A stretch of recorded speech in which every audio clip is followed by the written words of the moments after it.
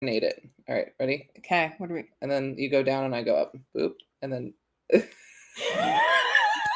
These dances are getting more elaborate the more episodes we're we gonna have a do, whole but like this is choreography. still not a very complicated dance. Hi, welcome back to Living Luna, where we are authentically ourselves and having a great time doing it. That's Yep. that's what we're all about. So today we're so excited because we've been doing some traveling lately, and meeting lots of cool people. And I met today's guests through some strange network. I swear, like I can't even keep track of how I meet these cool people anymore. Safriana's networking ability is by far the most complicated thing I've ever seen in my life, and I'm always here for it. But anyway, so we're inviting Dr. Brenda Uekert on today. And Dr. Brenda is a sociologist, financial coach, and full time RVer, which, if that's not like the most incredible combination of things, I don't know what is. Renaissance person, honestly. Yeah. And so we're so excited to bring her on and just talk about her experiences in life and kind of what got her here. And we're all going to walk away inspired, I trust, because I have been so inspired about living the RV life since meeting her. So let's bring her on without further ado. Welcome, Dr. Brenda. Hey, thanks so much for the introduction. I'm so happy to be here with you guys. Yeah, I mean, we just got back from travels, and if I recall, when you and I spoke for the first time, you said you were actually going to be traveling into Sedona in your RV or like into that area. Well, as you were doing the introduction, I had to stop and pause and think, where am I? I'm I'm at Cattail Cove State Park. It's just south of Lake Havasu City in Arizona. Wow. Came in from Picacho Peak, and before that which is between Tucson and Phoenix, and before that I was at a rally in Tucson, and before that Kartchner Caverns State Park. Hey, that's pretty good. That's my Arizona route so far. Wow. That's incredible. We went to Phoenix and then we drove from Phoenix to Sedona, and that's about as far as we got. So, gosh, like you must live such an interesting life to just even have that thought of like you wake up in the morning and you're like, where am I? I mean, I have that experience sometimes as a polyamorous person because I go back and forth between two people's houses, but Well, like, thankfully the houses are very different. and the houses are like 15 minutes apart, Yeah, but that like too. to wake up every day with the possibility of being somewhere entirely new is just so fascinating. I mean, yesterday morning, I have a hard time remembering which day it is, but yesterday morning was my first day here, and I'm right on the lake. So I walk down, and there's a beautiful, beautiful beach, and 2 days before, I'm watching this incredible sunset over the desert, Wow. and from desert to lakes to mountains to oceans. People ask me what it's like, and the best way that I have found to describe it is, I use the word Christmas. I imagine myself 5 years old, and I'm racing down the steps, and I don't know what Santa left for me. I hope it's something good. But how many times as adults do we honestly feel excited?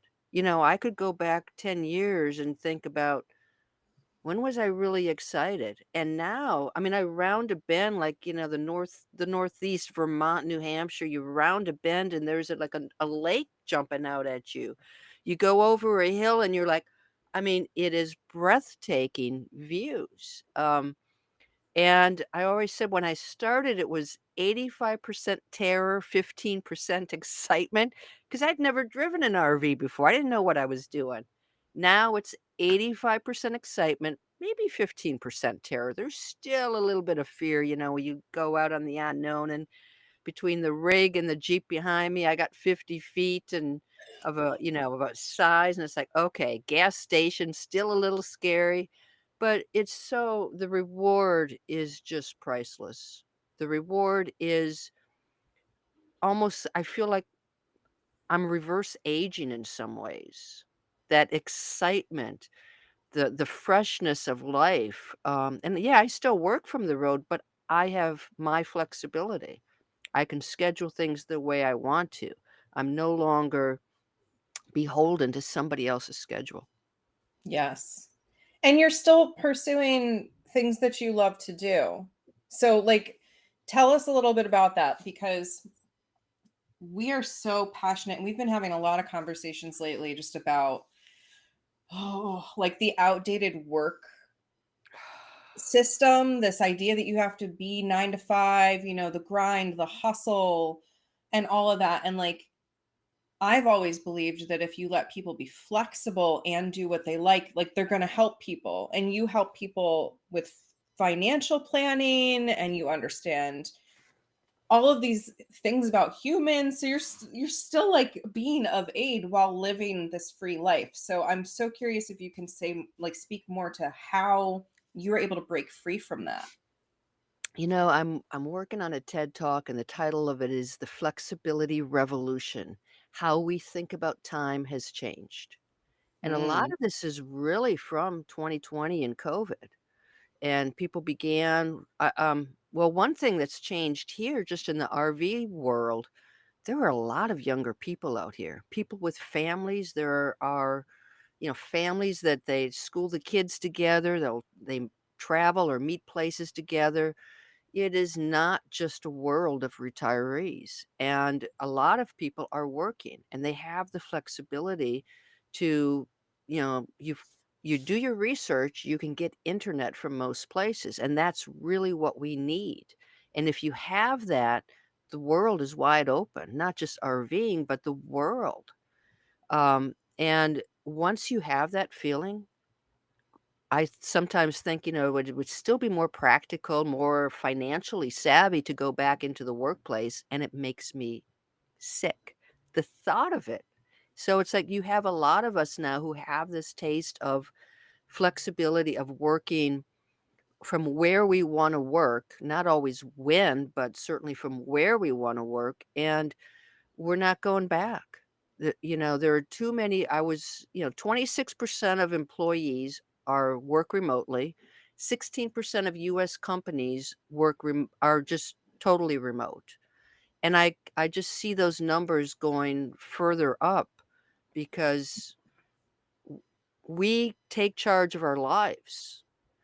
When I worked, work was all consuming, and my life, I just tried to squish my life into my work, and now I have my life and I put my work into my life. And isn't that the way we should all be living, you know? yes.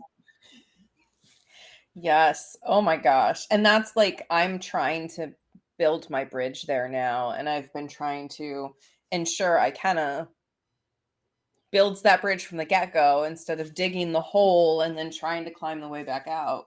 Because they just finished grad school this last year. And so I was like, do not make the mistakes I did because I'm still trying to untangle my schedule. And I made this schedule because I was still stuck in the way of thinking, like, oh, I've got to be working all the time. I've got to be hustling and grinding and giving every ounce of energy because that's what we were taught to do. That's exactly right. I mean, I fell into that too. I mean, so I had this career and I got burned out, and that career kind of fizzled out. And my number one emotion was kind of relief. But partly, I had been saving money, so I knew that if that day came, I was in good financial position, and that's exactly what led me to switch from being a sociologist, a researcher. I still am sociologist or researcher, but I built a career helping women build financial freedom. Because I was downsized when I was 30 and I had nothing. I lost everything. I lived in poverty, and I was like, I once I got my career going, I made a vow I'm never gonna live like that again. So I tucked away, and I've always been it's just been me, and then I adopted a child, so I've done this as a single mom, and, I've just tucked funds away. What a huge difference to lose your job between, when if you don't have money versus you do have money. It's the Mhm. makes the biggest difference, and so To me, it's not just about building financial freedom, but it is really designing the life of passion, designing the way you want to live. That's what money buys you. To me, money is a tool. I don't push people to, I mean, why do you need 10 million bucks? You don't need 10 million bucks. You need to have financial security. You need to have a sense of financial freedom where you can take that risk, maybe step out on your own, maybe do something a little different and you know you're not going to fall back on your ass and have nothing. So, that's where I try to get folks to gradually build the skills. They can do this themselves to, I mean, I don't know if you're familiar with the FIRE movement, FIRE. Mm-mm. It's, it originally stood for Financial Independence, Retire Early, and Mm. I like to take the R and say, reinvent yourself, and E is explore the possibilities, Mm. and, but it's if you were if you're let's say you're the typical person, you're told to save 10% of your income, tuck it away, invest it, put it away. You gotta stay in the workforce for, like, 51 years. If Wow. you could cut your expenses and grow your income and actually save half of it, you can be financially independent in 16.7 years. Once Wow. you look at the math and look that it's a matter of growing your income, cutting your expenses, and saving and investing the difference, that the formula is that simple, you can do amazing things.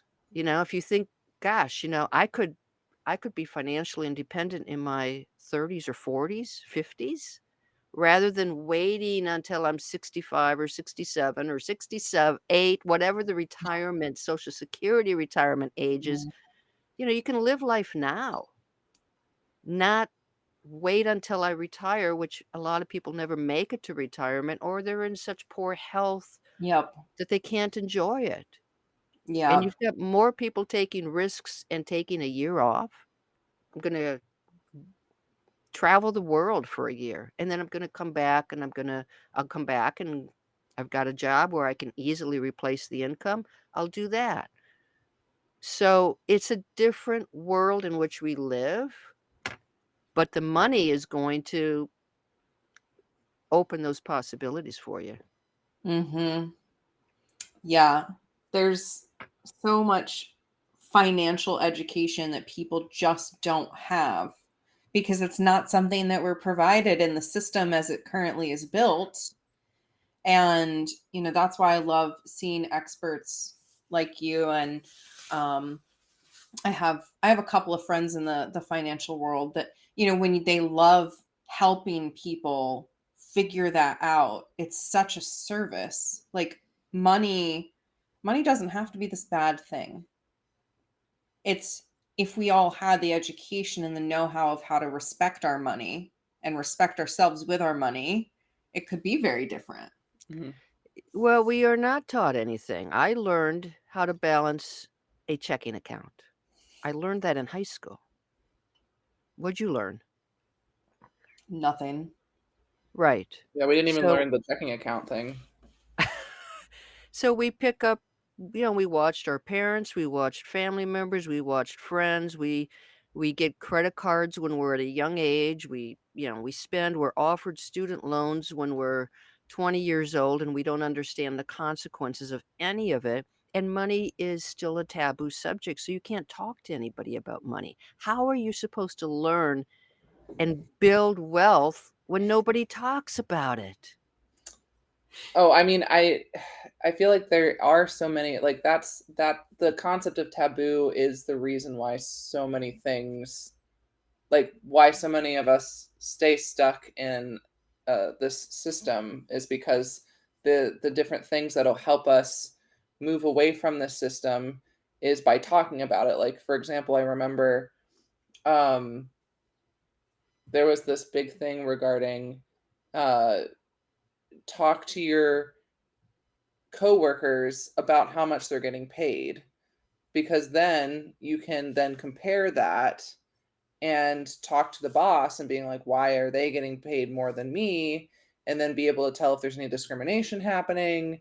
And it's like, but there's that like in trainings that I had taken for like warehouse jobs when I was in my early 20s, one of the things was like it is inappropriate to talk about the money stuff with fellow employees, and it's like that's just ingrained in us from the beginning. Mm-hmm. Yeah, I mean, there is a push for more transparency, but, we live in a very I don't have to tell you this, but, black and white society, divisions here and there, and there is I mean, I'm a sociologist. I push towards social and economic justice, Hmm. and we still have the gender hangups, the race, the ethnicity, the language, the age. Ageism is prevalent. Oh yeah. We have all these isms, Hmm. and I it's in some ways, it's getting worse. It's let's just we can't all play at the same table, but financially, that secrecy keeps a lot of us down. If you're working class, I mean, I grew up on a farm. I still consider myself working class. If you're working class, you have this mentality that I have to put in more hours because the more hours I put in, the more money I make. The new way to work is smarter. I can Hmm. be creative and do things so that I'm only doing the 4-hour work week, that I'm only working 10 hours, but I'm making more money. But I really believe that we live in such a structured society where the wealthy get wealthier. They pass on that knowledge to their kids, and the rest of us are scrambling to catch up and get what little nuggets are there. And the way to get ahead has got to be through education, and we do not offer any decent the financial education we provide. Like, my kid was in high school in Virginia, and, "Oh, we're gonna do this personal finance course. This is now required curriculum." And, "Oh, here's this textbook." And I looked at it, and it's about, "Here's the definition of a corporation for versus an LLC." Who cares? There's Yeah. nothing there that excites them. The book ought to be How to Make $1,000,000 Before You're 25. Okay? I'm reading that book. And so, like, when I have Gutsy Women Finances, I try to build some fun into it because the money is about your dream life. It's about the way you wanna live. How can we disconnect the 2? It's exciting to talk about your dream life. Can't it be exciting to talk about your money? Mm. Yeah, I mean, I remember there being so much related to talking about your dream life and being like, but your dream life isn't lucrative.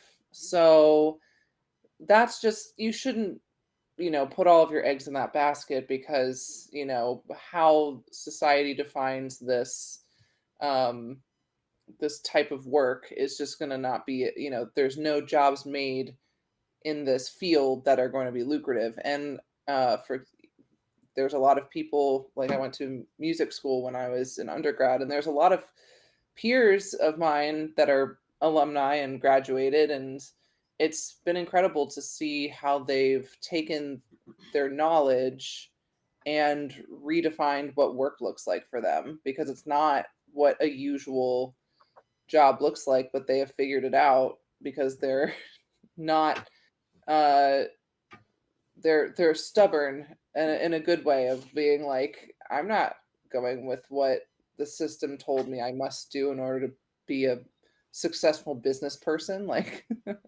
So that's been really cool to watch for sure.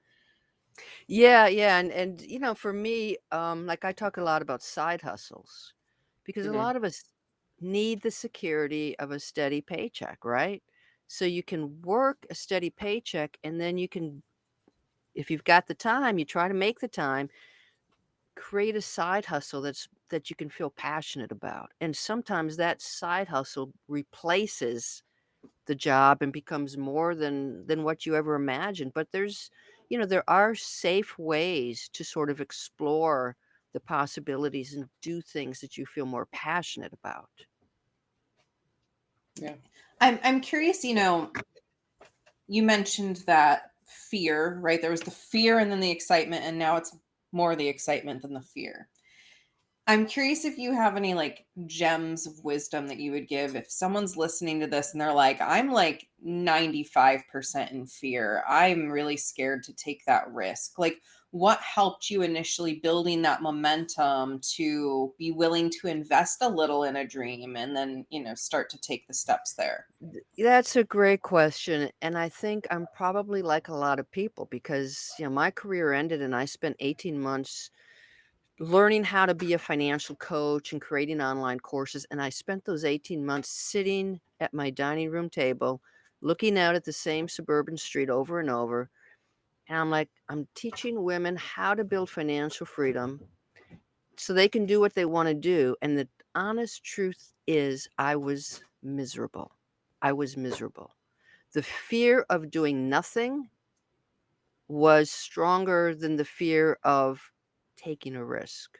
And I think a lot of us get to that point where, okay, this is the way to do it. That just going to be complacent. I ate too much. I was horribly obese. I drank too much. I was depressed.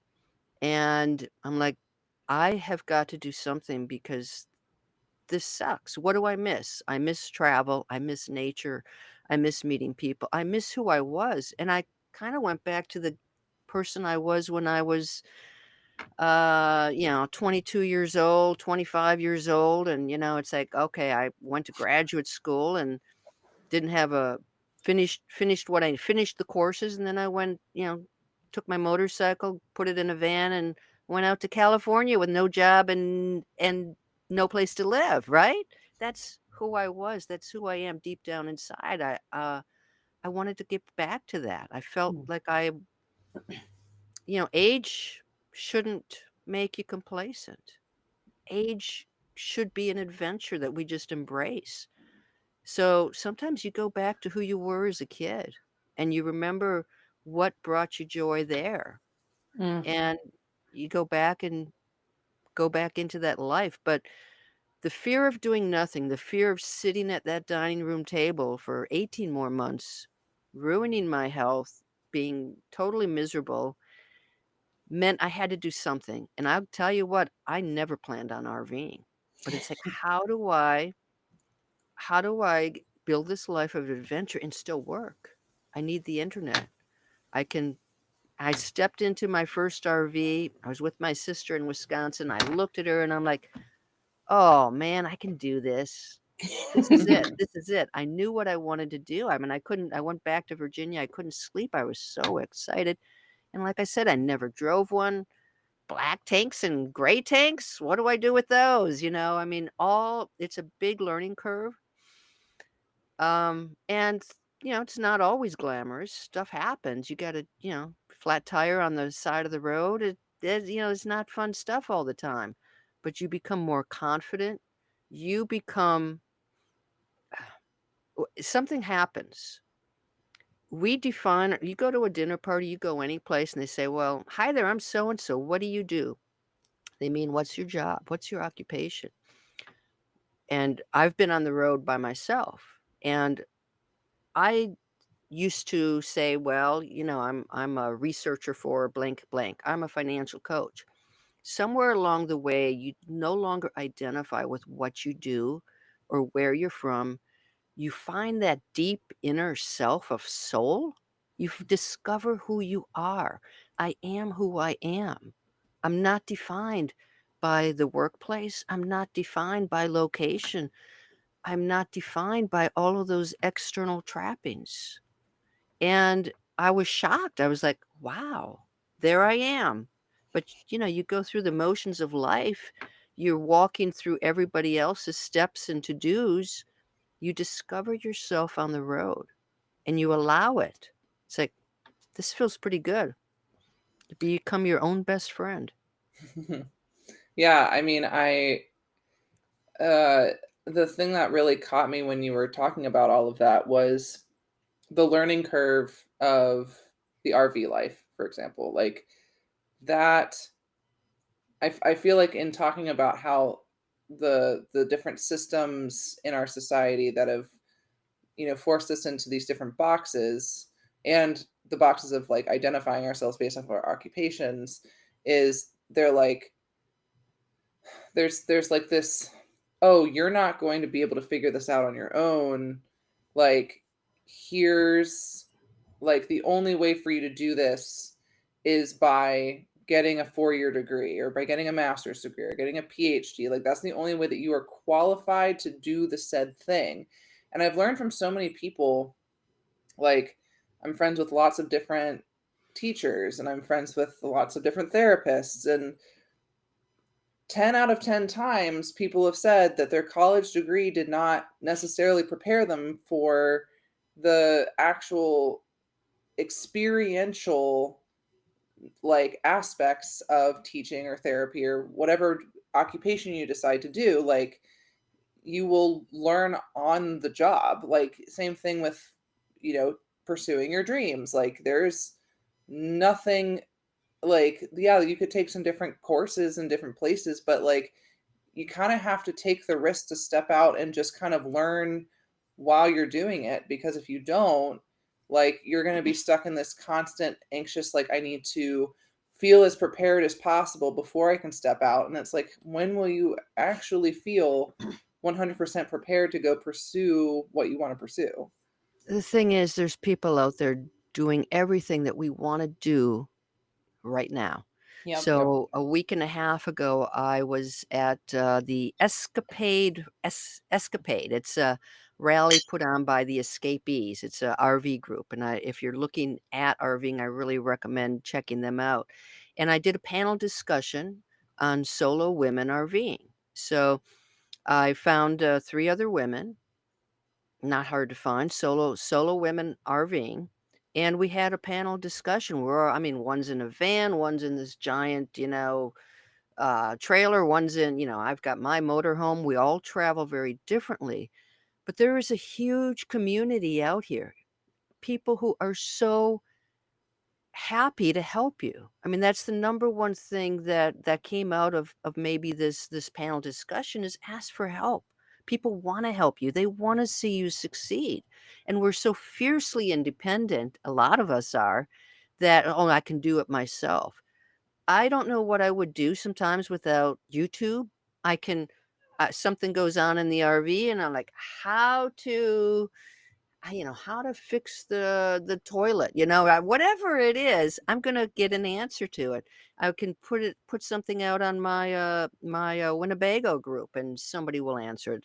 I can walk around the campground. You got a dead battery, anything that goes on, people want to help you, and so let yourself accept that opportunity because that's what it is. It's not just RVing, but it's your career.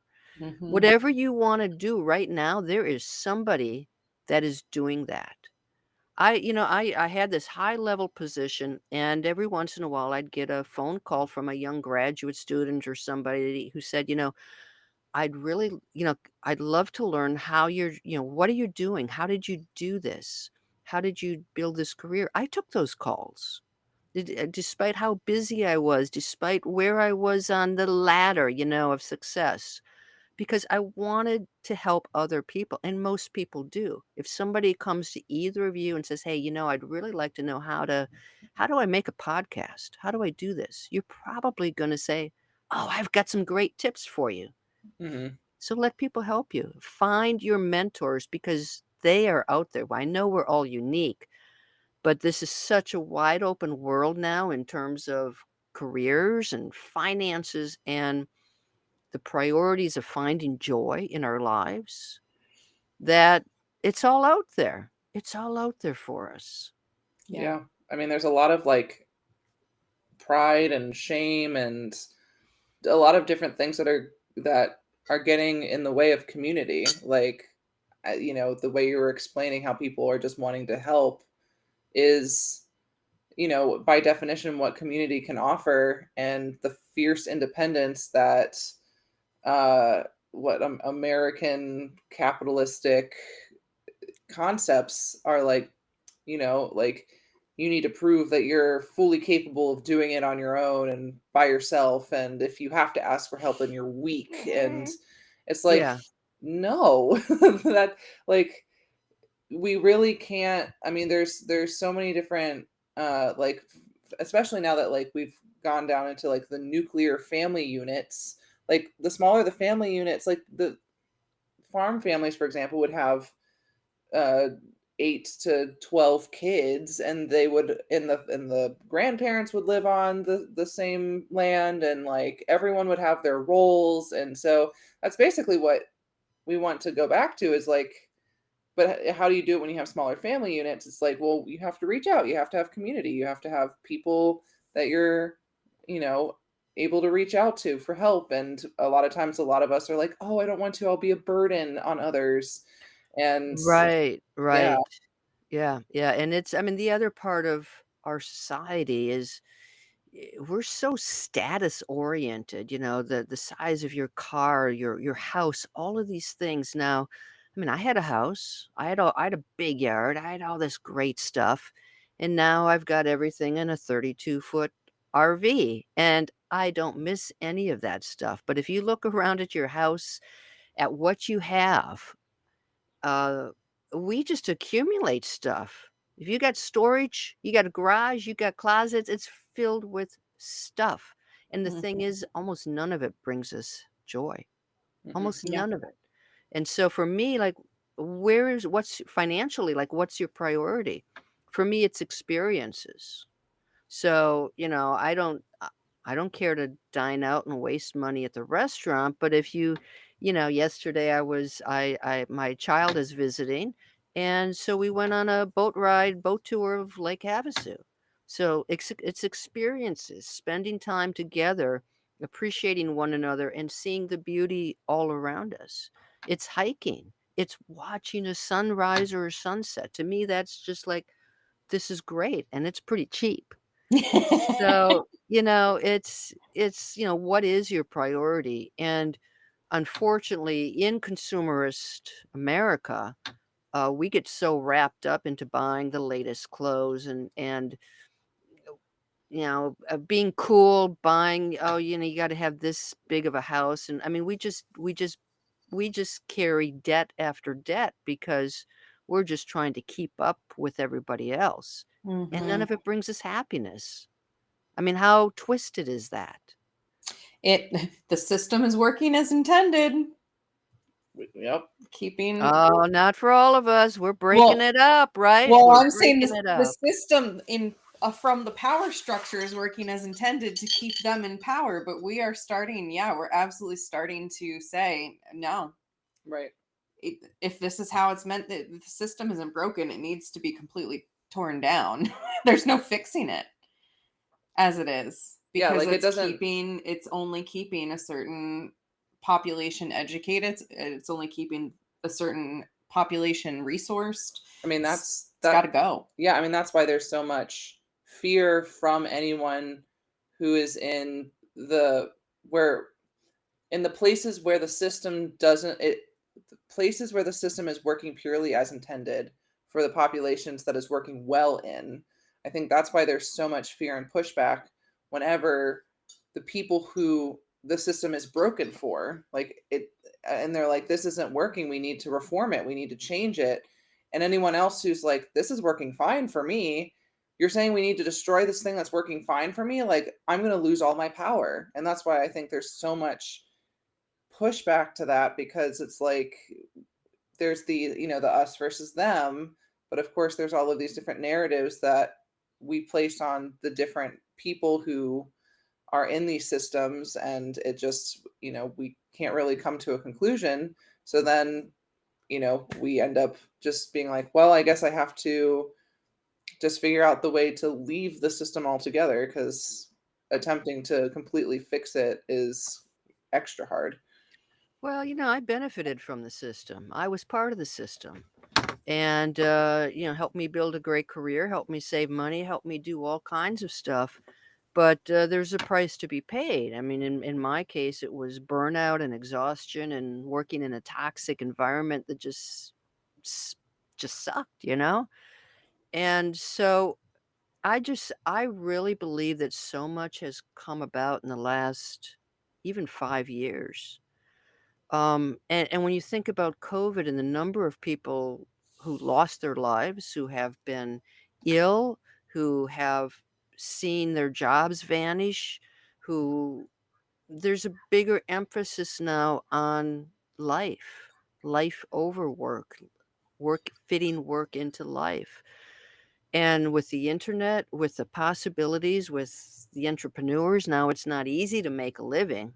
Um that's a challenge. But if you struggle a bit, go back into the system, work, quit buying all the junk that the system wants you to get, save your money, get out, get in and out, get in and out. People have different ways of working the system. Mhm. Yeah. So it's not like you have to now. I mean, generations ago, you got your job when you were 18 or 20, and you stayed with that company until you were 65 or 70. I mean, that generation is long gone. There's no pension, there's nothing great at the end. Now you've got job searchers, and you have this environment of what are they? I hated the term quiet quitting. You say, you Mm, Oh, know yeah. what? If I'm sitting here and putting in my time and investing my time, why should I go above and beyond? Because I'm probably take doing what somebody else should be doing. I mean, I don't know about you guys, but if you're efficient and you're competent, more work gets piled on top of you. yep. And the people who just sit there at their office and take personal phone calls, they still get paid. You're doing some of their work. So, I don't like that system. Yeah, Right. I mean, I remember witnessing that even in public school, mostly because, like, kids will get bored if if they finish their work and there's other kids that are still having to do the bare minimum work. But, like, the kids who are like, "Oh, yeah, I finished the work." And you're like, "Cool. Well, do you wanna do this extra worksheet?" And it's like, "What? I just finished this work. Like, why are you giving me more work to do?" And most of the time when I was a substitute teacher, I was like, "If you finish the work, go on your laptop and have fun. Like, just don't cause Yeah. problems, like, whatever, because it's like, you deserve the break. Good job. You did the thing." Because it's like showing people that completing the work means more work is Mhm. not beneficial for anyone. Yeah, yeah. I mean, I tend to be very efficient, so I always say I can do in 4 hours what it takes somebody else 15 hours to do. Hmm. So why should I be penalized? And the nice thing about having my own job is, I'm an early person. I can get up at 6:30, I'm on the computer. By noon, I'm done for the day and I go off and play or whatever I want to do, but I know I've done more work than probably 5 people could have done. Right. So that's the nice thing about being an entrepreneur, and uh, you know, you can be efficient and get rewarded based on your efficiency, not the number of hours you actually sat at your desk, which is Right. like, what a dumb way to pay people. I agree. So, speaking of paying people, how can people work with you, Dr. Brenda? What do you offer if people are like, I just love your energy and they want to know more? What can they work with you on? Well, thanks for asking. My flagship program is really Gutsy Women Finances, gutsywomenfinances.com. And it's a group program. Every month I rotate through new themes. So March was Million Dollar March, and April is Adios Debt. And so I have a free version, but then I can give them personal help and walk you through. So for instance, April Adios Debt, I'm actually going to work with you to sort out all of your debt and come up with a pay off my debt plan. So that's the premium program there. I'm super excited because I'm going to do my first retreat. It's a San Diego Dream Life retreat. So on the other side of Lake Havasu is California. I'm getting close to that. That's April 22nd. And then I do these weekend financial freedom accelerators. I take you through everything you need to know to get on that path to fire, to get on that path to financial freedom. So we talk about that formula of growing your income, cutting your expenses, including the debt, saving and investing the difference, and building that version of the dream life, being able to afford it. Because a dream life, great, we got this great idea, but if we can't afford it and we don't take steps to make it happen on the financial side, it's just a dream. Right. So, so I'm at drbrendamoneycoach.com. You can find links to everything there. And, it is about the dream life, and it is being able to manage your money and take charge of your money. Money is very empowering. Money talks. And, using that to build that life that you want. Yes. Wow. And literally this life of living in an RV with cats, Oh, yeah, traveling. 3 cats. Where are my cats? I know. I saw one of them behind you at one point in a little basket. Yeah, yeah. 3 baskets here and, just 1 occupied at the moment. But yes, that is, I hope people will check out what you do, because I really believe money is not my passion. I want people to find the right people to navigate them with money, but money mindset and having that financial literacy is so important Yeah. in order to get on an empowered path. And I mean, Living Luna, I feel like, is one of those, we're wanting to provide people like Dr. Brenda, like we're wanting to bring your awareness to people to add into your community. Because, Dr. Brenda is a wonderful resource that you might not have realized you could utilize. You might not even have known that you can go to a financial coach or advisor, Right. and like have open conversations about your money and your dreams and how those go together. So yeah, I'm so glad that we can bring people like you here and share your mission with the world and your passion with the world. Yeah. Well, thank you. This has always been fun for me. So, the more women we reach, the more women we empower, the more women who start to dream and take steps. Everybody wins. Yes, Yep. Everybody absolutely. wins. Well, thank you so much. And as always, we will have links to everything in the description of the episode. So if you want to check out Dr. Brenda's work, feel free to. And we would love, as always, for you to join us in our community spaces where you can continue the conversation and we can keep changing the world one conversation at a time. All right. Bye. Bye.